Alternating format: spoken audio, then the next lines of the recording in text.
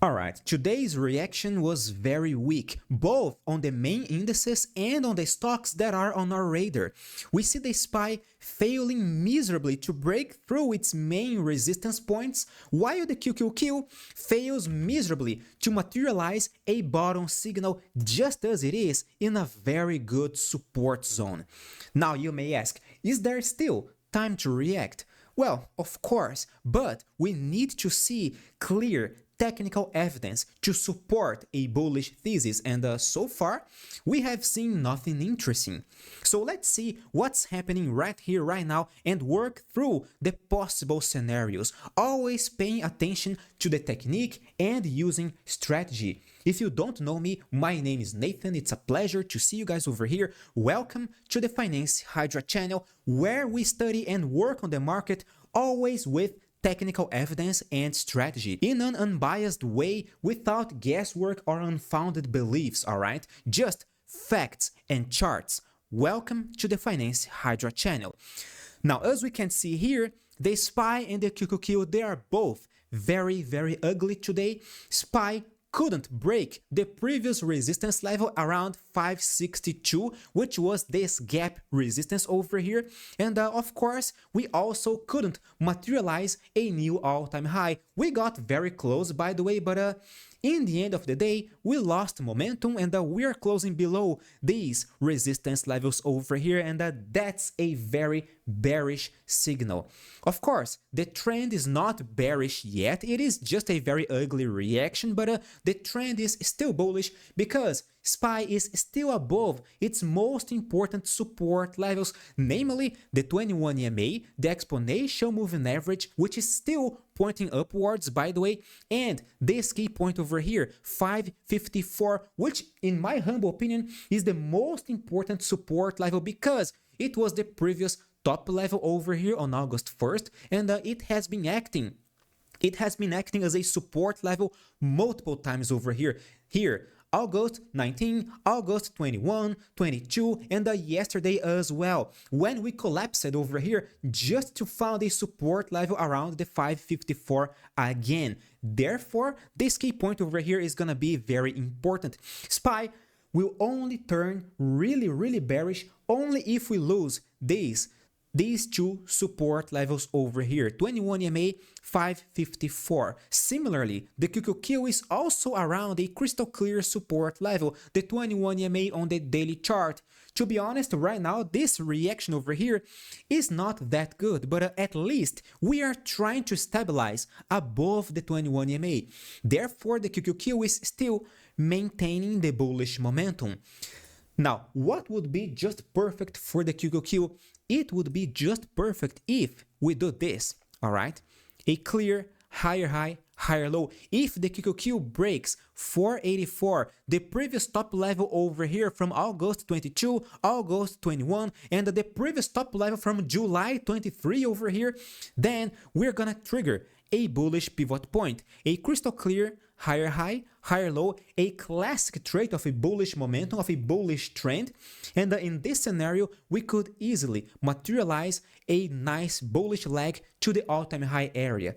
But so far we are just stabilizing around a support level. There is no bottom signal here yet. Alright, so we can't say the QQQ is gonna go up, it is gonna explode, because there is no technical evidence supporting this bullish thesis. Alright, now Nvidia.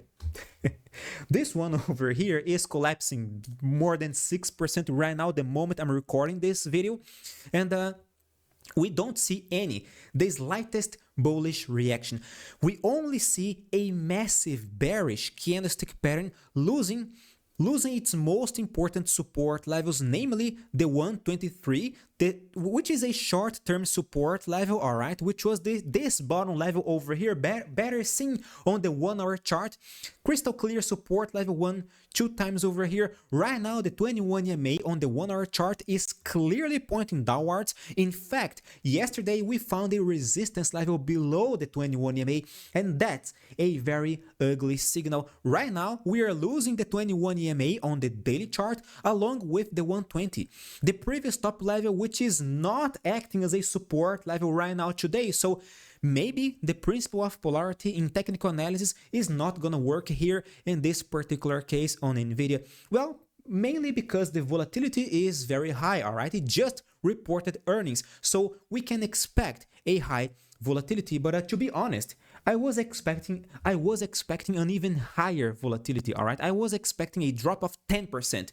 Okay, 6%, maybe that's good enough. Now, if we see, I'm not saying we will, I'm saying if we see a bullish reaction over here around this support level, then maybe Nvidia is gonna materialize a bottom signal. But as of today, there is no meaningful bullish reaction. I'm gonna keep you guys updated every single day on this channel. If you're not a subscriber, then subscribe. Otherwise, you're gonna miss our future analysis. So subscribe right now. Click the like button because this video is gonna be interesting. It is already quite interesting, all right? So just support me, click the like button, please. Now, as we can see here, Tesla is also materializing a very ugly bearish reaction. In this case, is even uglier than seen on Nvidia, than seen on SPY, QQQ, because clearly the 21 EMA on the daily chart is acting as a resistance level for us right now. And that's a classic signal of bearish trend, of a bearish trend. The momentum is right now bearish on the daily chart, and it is already bearish on the 1 hour chart. Maybe if we do this, maybe we can see something like this trend line connecting the previous top signals, the previous top levels on Tesla, and right now we are just collapsing, we are just dropping, we are just maybe we can do this, all right? Maybe, right? Maybe Tesla is just inside a descending channel on the 1 hour chart, so the trend is still clearly bearish. We don't see any meaningful bullish reaction. Nathan, what if Tesla breaks this descending channel upwards? What if Tesla triggers a bullish pivot point on the 1 hour chart? Then I believe we're gonna see a meaningful reversal on the daily chart as well, possibly to retest our next resistance levels, maybe the 224 or maybe the 228 up here, all right? These are gonna be very interesting technical targets, but so far, unfortunately, we don't see any meaningful bullish reaction in Tesla, and we only see a possible bearish scenario ahead, all right? As long as we don't see any technical evidence materialized over here, Tesla is not gonna convince me that it's gonna go up, all right? Because I need to be convinced, and this is obvious, all right? I mean, again, this channel has no guesswork, has no assumptions. We always work with technical evidence. So the stock has to convince me that it's gonna do something interesting, something new, in order for me to believe it is gonna, okay, it's gonna reverse. Maybe it is gonna do something meaningful next. But so far, there is no technical evidence supporting this thesis. Oh, Nathan, you are too annoying, you are too boring, right? Because you only trade. You wait for the perfect signal, all right? It simply must be perfect. There is a huge checklist, right? You need to see a bullish reaction around a support level. This bullish reaction has to be triggered, etc. You are so boring. I mean, this is so annoying, Nathan. You wait for the perfect, easiest, clearest, most obvious opportunity. Well, that's right, Sherlock. I mean, guys, how do you think I survived in this market for more than 10 years now? Is it because I'm smart? Of course not. I'm not smart. I'm just not an idiot.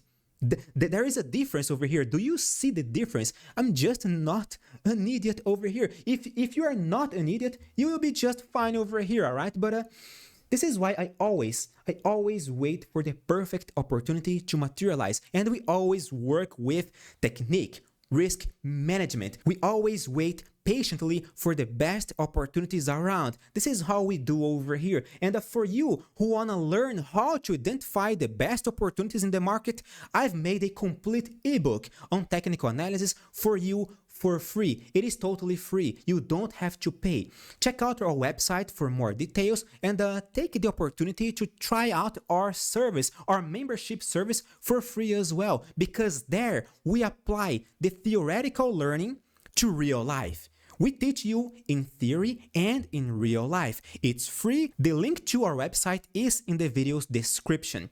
All right, so guys, that's totally obvious. We just trade when we see confirmation, okay? We always wait for confirmation. Now, when we take a look at Palantir over here, Palantir is, what a coincidence, right? It is trading around the 21 MA. It is trying to react, all right? It is a better, this reaction is better than the one seen on QQQ, on SPY, etc. And it is right above the previous top level over here. So in this case, just like in most cases, the principle of polarity in technical analysis, which says that previous top levels are going to work as future support levels and vice versa, is working nicely. Only by losing this double support level, Palantir is going to trigger a sharper correction ahead, possibly on the weekly chart.